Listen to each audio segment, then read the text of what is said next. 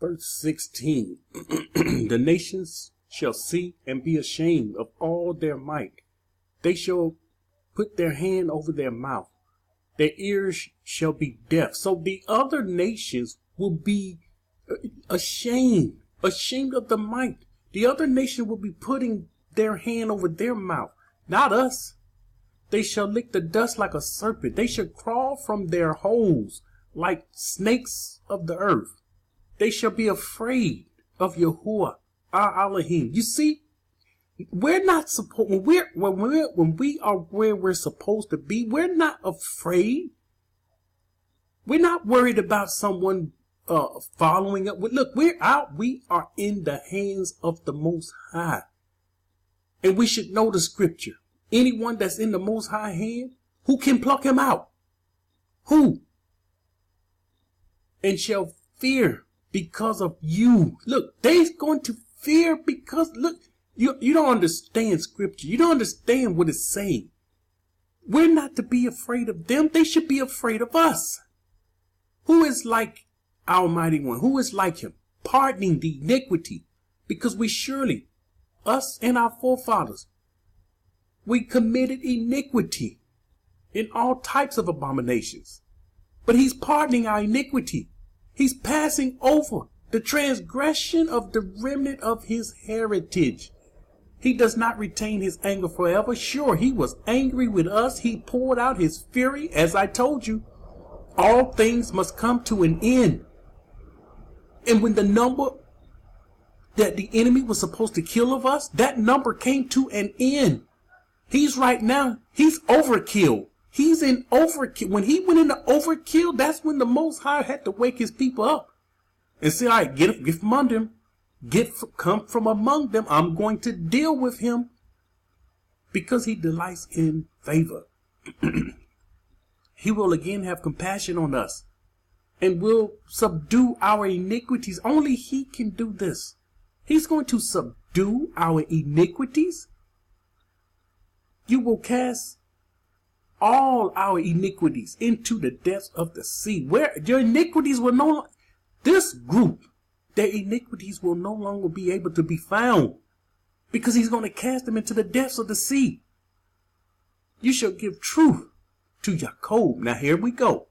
We understand. Why is he giving truth to Jacob?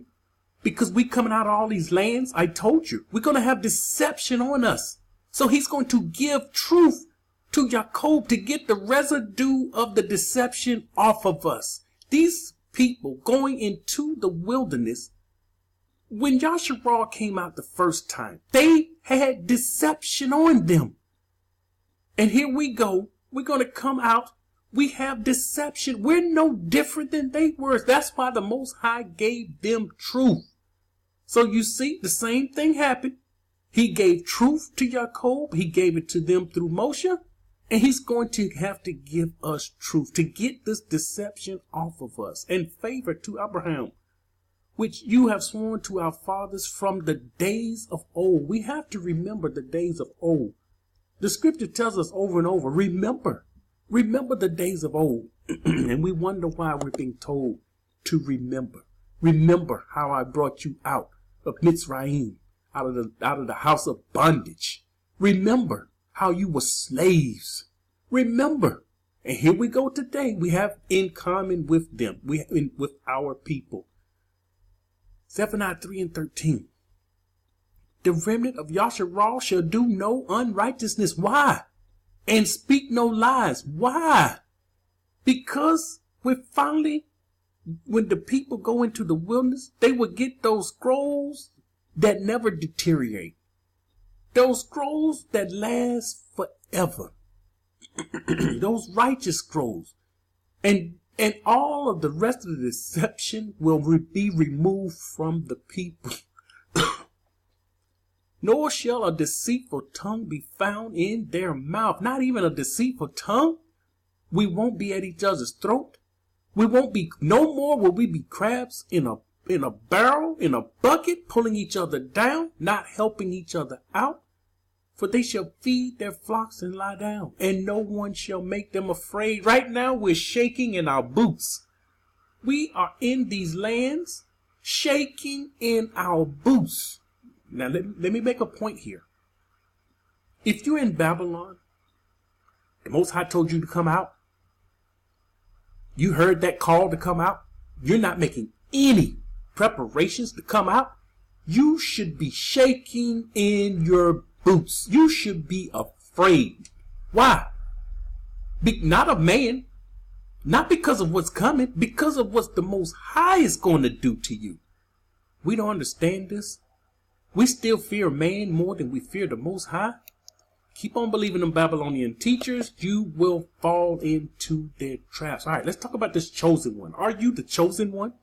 Are you the one? This is what you're going to have to reflect on after the video. You're going to have to think on this. You have to meditate on this. Am I the one? Am I the one? Out of 7.5 billion people, am I the one?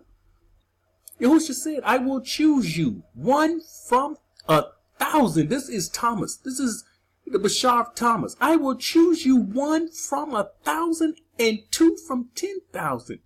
And they will stand as a single one. You see, Yasharal won again. Remember that message. Yasharal going to stand as a single one again. But he's choosing one from 1,000. Are you the one the Most High chose out of 1,000? Are you that one? This is the question that has to be asked. Jeremiah 3:14 and 15. Return. The Most High, he's beckoning us. He visited us. Then he beckoned us to return. Oh, backsliding children. He told us who we are. We're backsliding children. You know, backsliding. I love the Most High. He said, come out of her. I came out of her. And now I'm within the borders. And then time went by and I went back into her. Backsliding. This is backsliding children. And you think the Most High not upset with backsliding children? He says, return, O backsliding children, says Yahuwah, for I am married to you. See, he was married to us and we went into another one. Whoa. Him being married to us and we committed harlotry. We went into another one. This is how the Most High sees us. In bed with this thing. And will take you. Watch this. One from a city. I remember the first time I read this. I shook my head. And I remember my city I came out of. I remember the number of people in my city. All those people in my city. And it says, I will take you one from a city. And I'm shaking my head and I'm talking to the Most High. How is it that I was the one you took from this city? How is it? I don't understand. Out of all the people he could have taken, and he took this one from a city. Everybody within the borders, think about what city you came from. You was the one that came from that city. You, he says, the question is, are you the one? Are you the one he's taken from a city? And two from a family. Now let me explain this, two from a family. He's taking one from a city. Okay, I have a family member in New York City. This is my uncle. Let's say, for example, my uncle lives in New York City. So he took my uncle from New York City. That's all out of my family that's coming. That's it. Two from a family. Families are huge. Now you're starting to see the remnant. Is the remnant coming alive to you now? Do you see this remnant? Think about how big your family member is. How many family members you have. Think about those family reunions. Think about it. And now, narrow it to two people. Two families. One man represents his family. Run your family down to two people in two different cities. And that's what he's talking about here. Taking you one from a city and two from a family. And I will bring you to Zion, and I will give you shepherds. Why do we have to have shepherds? Once again, deception on us. We're coming out with deception on us. We're not coming out with this attitude, oh, we got it figured out. Oh, we know everything. Oh, none has the truth but us. We don't come out with this. These ones don't have this attitude. They have an attitude of, we need more truth. We need the Most High. The things that's going on in the world is turned upside down. We need the Most High and his righteous, pure words. This is our thinking. You see, we have a different mindset. So he says, I give you shepherds according to my heart, who will feed you with knowledge and understanding. When you come out, all those Babylonian teachers, they are without knowledge and understanding. They don't even understand this verse. Surely they don't give this verse. Here's another verse that goes unheard of. Surely they can't give this verse to their people. They would have to explain it. You mean to tell me we have a whole congregation in one city? And you mean to tell me all of us not going to make it? No, not according to the scripture. No, all of you are not going to make it. One from a city, two from a family. Are you the one? Now you see the deepness here. Are you the one? Zechariah 3:13-9. I will bring the 1/3 through the fire. Here's the 1/3. Even after one from a city, two from a family. Watch this. It get narrowed down again. Because some that come out, they're going to come out. Listen, heed the voice to come out, but they still going to walk in their iniquity. So he's going to bring 1/3 through the fire. We'll find them as silver and gold. So we know what's left from 1/3. 2 more parts. This is 1 part of 3. So 2 more parts is left. 2 cut off. 2 not making it. 2/3 not making it. Refine them as silver and gold and test them as gold is tested. They will call on my name. I will answer them. I will say, this is my people. And each one will say, Yahuwah is my Elohim. All right. Narrow is the way. Matthew 7:13-14. We went over this before. This is very, very important. Enter by the narrow gate. We're being told this gate is narrow. If you're the one, this gate will be narrow. For wide is the gate and broad is the way that leads to destruction.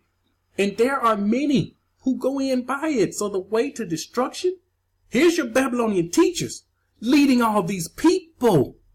You see, these Babylonian teachers, if they don't heed the Most High's call after he's reached out to them, they're going to lead their people, themselves, to destruction. We came from Christian churches. We thought we'd come out of the lies. We saw the camps proclaiming truth. We thought we went from the lie to the truth, and we were happy. We were satisfied, and we didn't study for ourselves once again. You see, when I got fooled in Christianity, I put my foot down and I told myself, no one will be able to deceive me because I'm going to read the scripture for myself. I was deceived once, but never again. Because narrow is the gate and difficult is the way which leads to life. Difficult. Anything you're doing that's easy, that's not the way. And few will find it difficult. Remember, difficult is the way. It's easy to stay in Babylon. It's easy to stay in all these lands of captivity, but it is difficult to flee up out of there. Isaiah 27:12. And it shall come to pass in that day that Yahuwah will thresh from the channel of the river of the brook of Egypt, and you will be gathered one by one, O children of Yasharah. Are you the one? Are you the one that will be gathered one by one? You see, here's another gathering that we can't talk about. How is it these people going to get here? We can't talk about how they got there. This is off topic. And so we don't understand how these people got there. But we see they will be gathered one by one. And we understand Jacob's trouble. That's your many. Your many will fall into Jacob's trouble because they did not heed the call to come out. So, the end of this video, make sure you reflect. Are you the one? Ask yourself, are you the one? Are you the one the Most High called out of a city? Are you that one? And only you can answer this question. Are you the one? You have to keep his laws, statutes, and commandments in order to be the one. All of them. Shalom.